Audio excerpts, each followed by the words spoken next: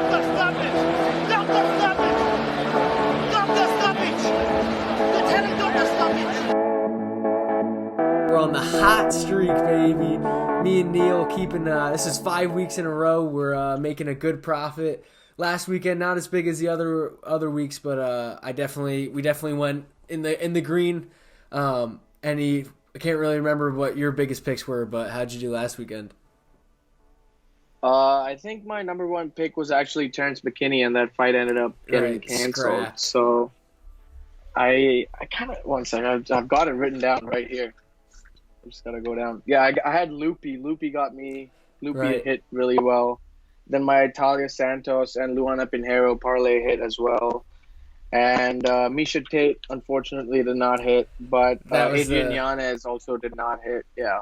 Because I picked them inside distance. Right. My Philly boy parlay, baby. Yeah, the Philly boys pulled through. That was a big one. Super not interesting fights, not the best fights. But also with the steep odds, I think we found a good way to make some good plus money parlays and plus money plays at the end of the day. So happy with how that went out. But looking forward to this weekend.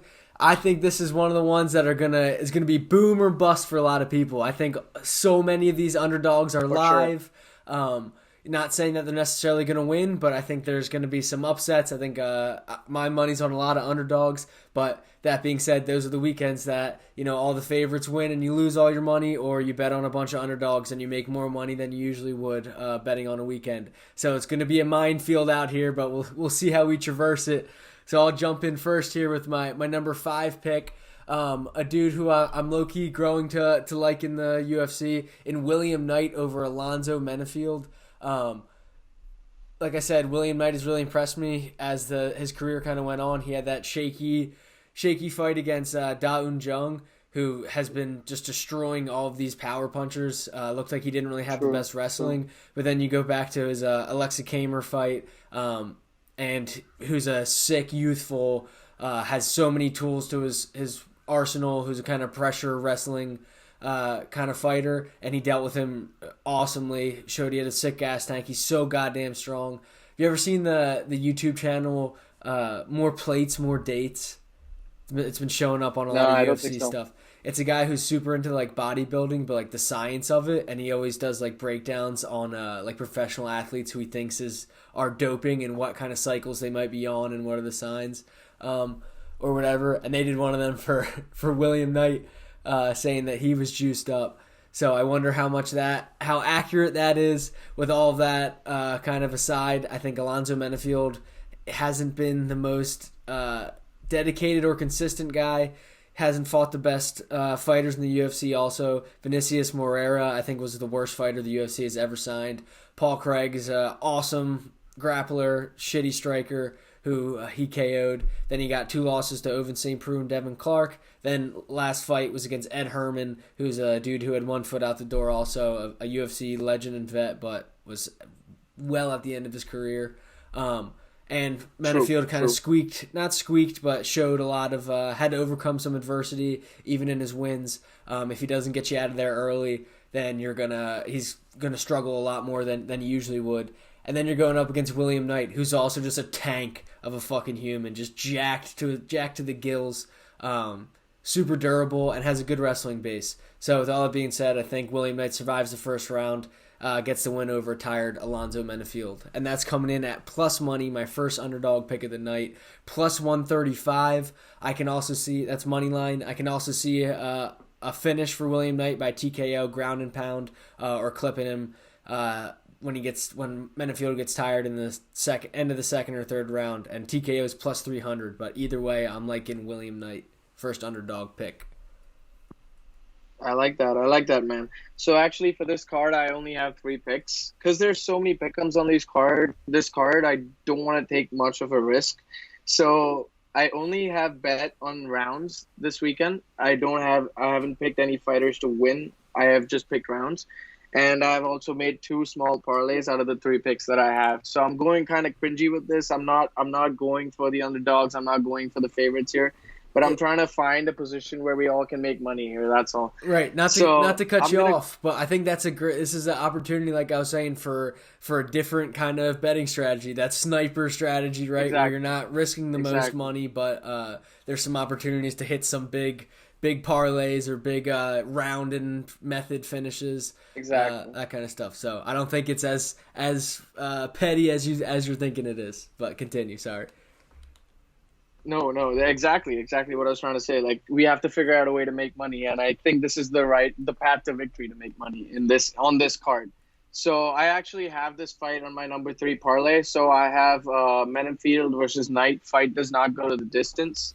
I saw Menenfield in his last fight. He looked better than he did in his previous fights. I'll give it to him. But also it was against Ed Herman, who's towards the end of his career. So I don't give him too much props to that. But his movement was better. His gas tank was a little better. He was spreading out his shots a little more. He wasn't just throwing big hammers at Herman. And Herman also has never been KO'd, I don't think. So I didn't expect Menenfield to KO him. I didn't expect him to win that fight either, but he did, and I was pretty happy with that because I put money on Menenfield. But I also see why you could take Knight, because that guy has the same amount of power. I feel like this is like the perfect matchup for two strikers. And I think that Knight has the better gas tank. So I don't think this fight's going to make it to the third round, basically, because these guys are just going to go wild. No one's going to take each other down. It's going to be swinging. I think this is going to be a round 1 finish either way. Both of these guys have been knocked out before. So I've taken this fight does not go to the distance. That's my first leg of the parlay. And my second leg of the parlay is Murzakanov versus Vandera. Fight does not go the distance as well. Murzakanov, I just saw his fight on the Contender Series, and he looked really good. His striking, he knocked the guy out. His striking looked good, and he is capable of taking Vandera down and just submitting him. Vandera has 2 losses by submission, but I just don't know Murzakanov's gas tank, so I'm not really sure if Vandera could take advantage of that in the second half of the fight. So I was thinking Murzakanov to win inside distance, but it's also his first fight in the UFC, so I don't want to put another risk out there. So I'm going to take this fight to not go the distance as well, which I'm getting at minus 250. So together, the odds of minus 250 and minus 88, I'm getting plus 120 on the parlay. One more thing on that fight. Vandera is a last-minute sub, so I think Murzakanov was supposed to fight. I'm not sure he was supposed to fight, but he was supposed to fight someone else like 4 days ago.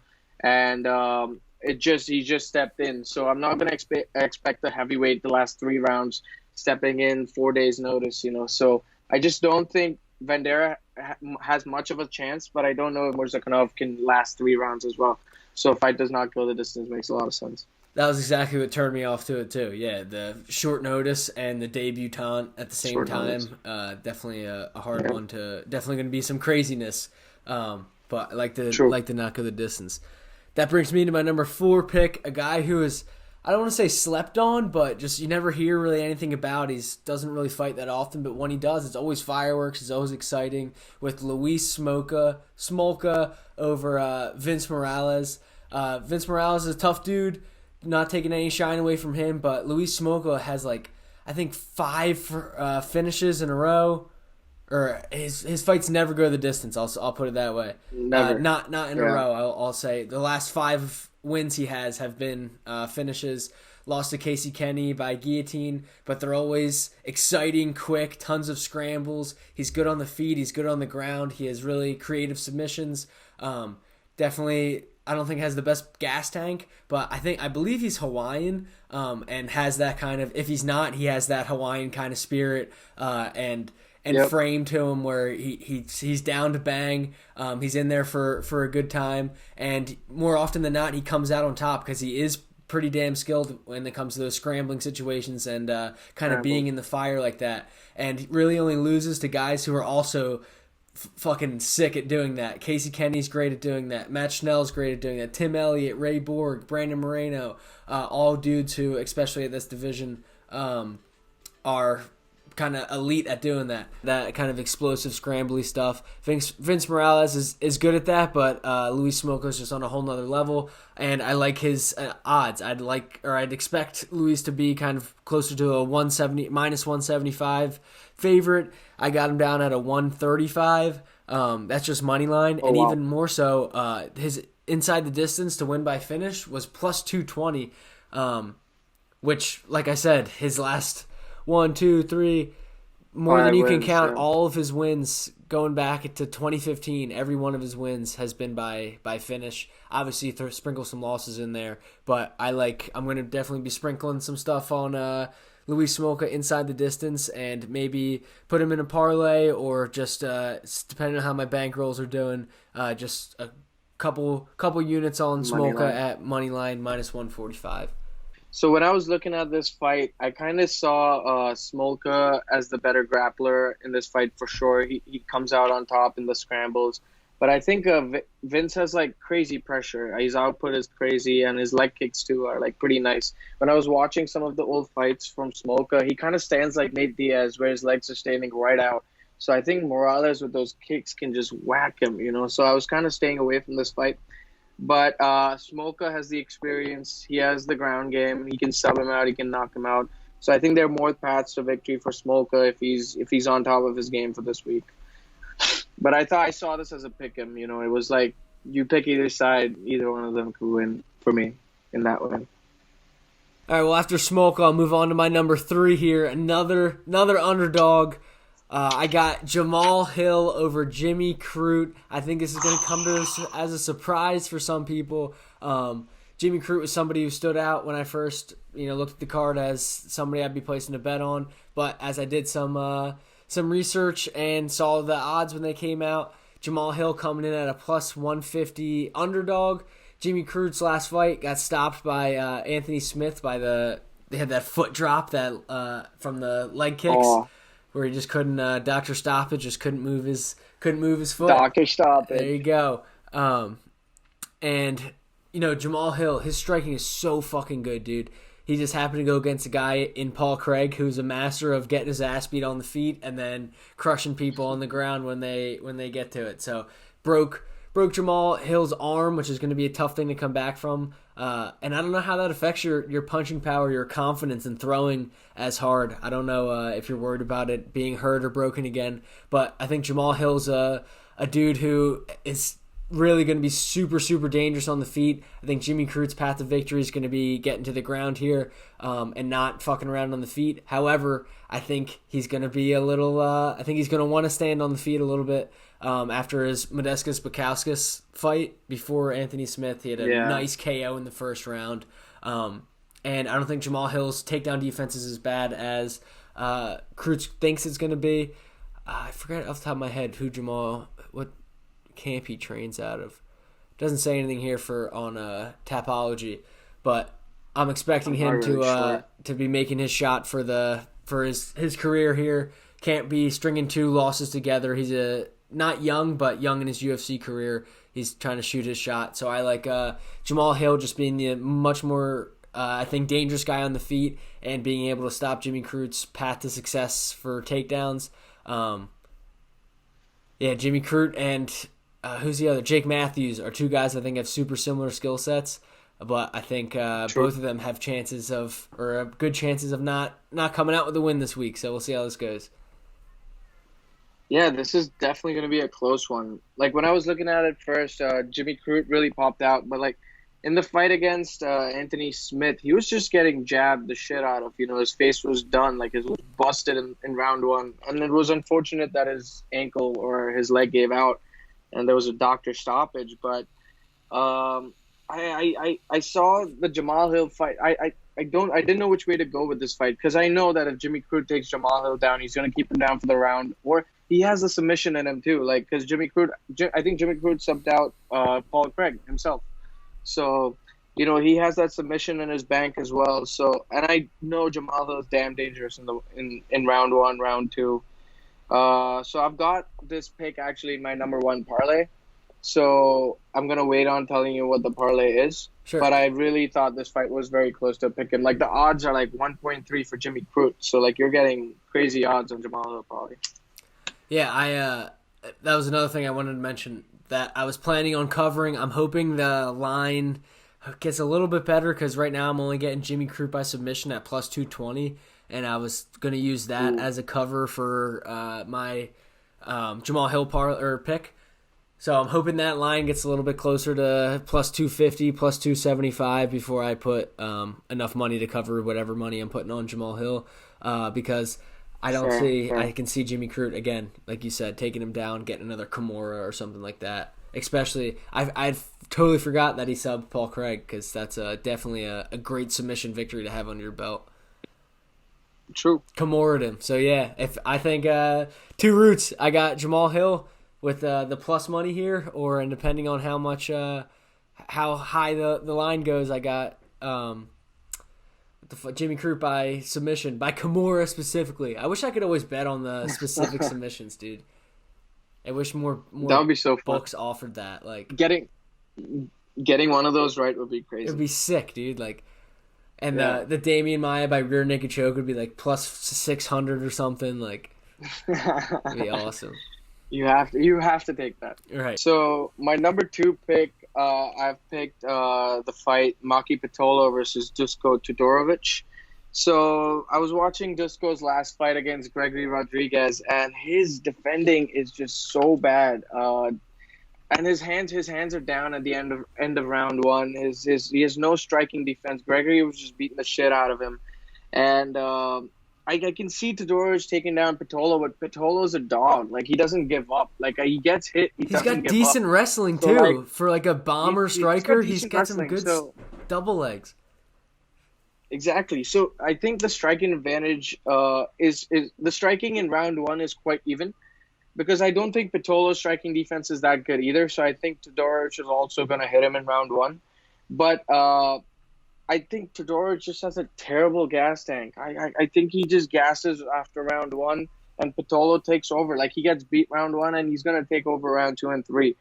I kind of see this fight going over 1.5 rounds. So I've taken this fight to go over 1.5 rounds at minus 175.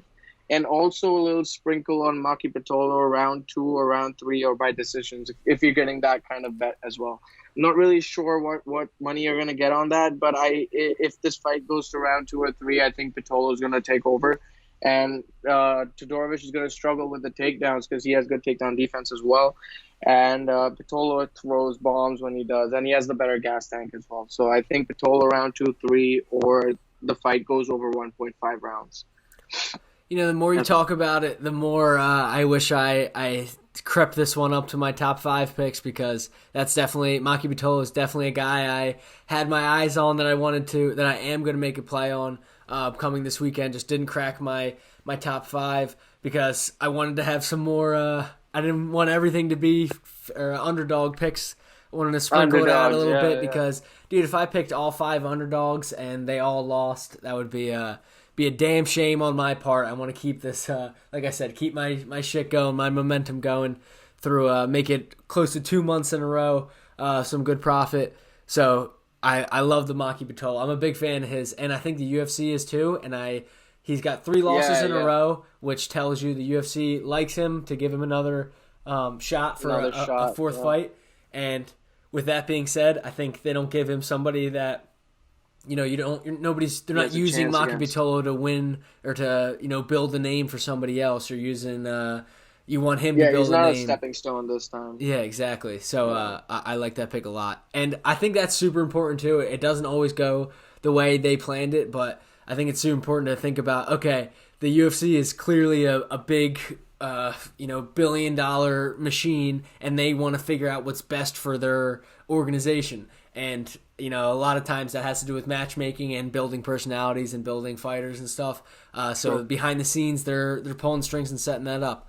So for every fight, I think it's important to think about, you know, what does this do? Or every match that's made, matchup-wise, what does this do for everybody? Is there any kind of plans behind the scenes? And I think... Are there any motives? Yeah. Yeah, exactly. And I think you're right with the Maki Pitolo pick here. Definitely putting some money on that. Another Hawaiian. That'll bring me to the Brazilians in my second pick here. It was a real tough one for me to do, but I got Leonardo Santos over Clay Guida. Clay Guida, you're like, what's that guy, fucking 48 or something? He's only like 36. He's 39. Santos is 42. Yeah, exactly. 39. Okay, I thought it was 36, but that's what I was gonna say. Santos is 42. He's old as hell also. But with all that being said, Clay Guida he's always shows up to fight, is never kind of bitches out, but has been on the losing end of the draw recently. Got a good win. Who was his last win? Michael Johnson. Michael Johnson's a guy he's kind of like my, historically, the Philadelphia Sixers here. They'll play down to the shittiest teams and lose to the shittiest teams, and he'll play up and make it super close battles and eke out some couple victories over the top teams in the league guys, or the. Yeah. So I think that's a testament to kind of what happened there in the Clay Guida fight. Again, Clay Guida comes to fight. He comes to lay it all on the line, and Michael Johnson, I think, fought down to a different skill level. But other than that, you look at Leonardo Santos, has racked up some pretty good wins. You got Kevin Lee, Anthony Rocco Martin, Efren Escudero, three guys who are Stevie Ray, three guys who are predominantly wrestling based. And he was able to get some submissions off them and win some, whether it's a KO on Kevin Lee or decisions just by outstriking them on the feet. I think Clay Guida is going to have is going to struggle with this one. And I like Leonardo Santos to either get a submission or win by money line at -177. He also is going to have a 5-inch reach advantage, which is going to be pretty damn big to keep that range and not get in trouble with the Clay Guida dirty fighting, dirty boxing, dirty grappling, the shit that he's really made his name for. So I'm liking Santos, like I said, -177, and I'll pop in a line for the submissions because I think Clay Guida is known to get caught in some submissions sometimes. So, and Leonardo Santos, while he doesn't have the most submissions in his UFC career, he's definitely a dangerous submission threat. So, True. I like that pick, actually. When I was looking at this fight, Santos really looked at... I was looking at the submission from the start, Clay Guida always gets caught. Like, he goes in, he's a brawler. His defense is not too good. He can always get caught, taken down. So the only thing that stopped me from betting this fight was that I've seen Leonardo Santos in his last 3 fights that he's gone the distance. He has lost the 3rd round of each fight. So he just gasses out heavy now. He's 42. He gasses out so heavy. I don't know if he doesn't get Guida out, like if he doesn't win the first 2 rounds, the 3rd round is going to go to Guida, because even though he's 39, he just comes at you throughout the fight. He's not going to stop. He's crazy. He's not going to stop. Round 3, I can guarantee you that Guida is going to win if this fight goes the distance. But Santos has such a good chance of subbing him out or just like hitting him really nice and then, getting a sleek submission in, because he's good at that. I don't mind sprinkling some on Santos by submission, because in round 1, I think Santos submission round 1 would be a great bet if there's good odds. But Santos by submission, I like that a lot. the main event of the evening, another Brazilian, Jose Aldo over Rob Font. Rob Font is a beast. Ooh. He's definitely has proved to be one of the more elite strikers in the division. With all this being said, though, Jose Aldo only loses to champions. Goddammit. Even the UFC said Marlon Moraes. He on the scorecards he won that fight, but to the UFC and everybody else, Jose Aldo won that fight. So we'll X that from his record. You go back in time after that, he's got a loss to Peter Yan, lost to Alexander Volkanovski, lost to Max Holloway, lost to Conor McGregor. Before that, clean record besides some dumbass Brazilian in jungle fight in 2005. Then you couple on top of that, not only specifically only losing to champions, that he's been within the top 10 for over 10 years now in the UFC, coming in from the WEC. Just so much, he just fucking defies time. His last fight against Pedro Munoz, another one where Pedro Munoz wasn't a shitty showing technical by him by any means, but Jose Aldo just on another goddamn level. The fact that he's still doing it, and the Cheeto Vera fight before that. Rob Font's a beast, but he's not a champion. Jose Aldo only loses to champions. And I got Jose Aldo in this one. Another underdog pick at plus 120. Jose Aldo, Vusa Moreira, whatever the fuck the Brazilian says. Go get that fucking money. Keep your legacy going, dude. Just a true, when he retires, they're going to put a statue up at the UFC or something, because he's one of the true legends, pioneers. He's done it all from the beginning to the modern day. I want to see him keep it rolling. Jose Aldo for the win. I like that. I like that pick. For me, this fight was a pick 'em, man. I just couldn't choose which way to go. Like Jose Aldo, his kicks are so good. His technical striking defense is so good. But Rob Font has the best jab in the division, man. Like he can just like get right through your guard, no matter what you have up there. He's just gonna get right through you. So I kind of didn't know which way to go on this. And also another reason I was leaning a little bit towards Rob Font, honestly, because the last time we saw Jose fight 5 rounds was against Peter Yan, and he hasn't fought a lot of 5 rounders. And Rob Font just fought another champion, Cody Garbrandt, for 5 rounds, and he beat him pretty easily. So I know that Rob Font's gonna have the gas tank to go 5 rounds. But Jose Aldo, he hasn't fought 5 rounds in a bit. He's getting older, so gas tank might be affected. So I'm not really sure what's going to happen in round 4 or 5, but I see Jose winning round 1 at least, or round 2 as well. But this fight is actually in my number 1 parlay as well. So I've got this fight to go over 2.5 rounds at minus 250. These guys are technical fighters. They don't really knock a lot. Jose Aldo, only gets knocked out by champions, and that's Conor McGregor, or Peter Yan. But like these guys are technical fighters. They feel out their opponents. They'll go 2 rounds, 3 rounds to get that right, that right shot, that right kick, whatever it is. So I think this fight goes the distance, basically, because these guys are not knockout artists. But I think I'm gonna take the safe pick at over 2.5 rounds at minus 250, and I'm gonna parlay that with Jimmy CRUTE versus Jamal Hill not to go the distance, because I think. These guys have both come back from like terrible injuries. Like he had a broken arm, he had a broken cracked leg. I don't know how strong CRUTE's going to be with his kicks anymore. He tries to throw one, something bad happens. Hill's arms come out. I don't know how strong his punches are going to be this time. I think CRUTE's going to win inside distance if he takes him down, and Jamal's going to knock him out in round 1 if he gets a clean punch on him.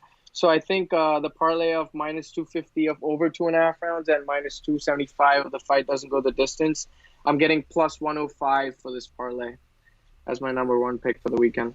Best 5 picks, UFC Fight Night, Aldo Font. Keep the money train rolling. Choo-choo, motherfuckers, week 6. Streaking through the cards. If you're still with us, like, comment, subscribe. Give us all the algorithm juice you got. If you got any other picks, leave a comment down. If you think our picks are shit and we're losing you a bunch of money, leave a comment down there too. We'll see how we can make it right. Stoppage!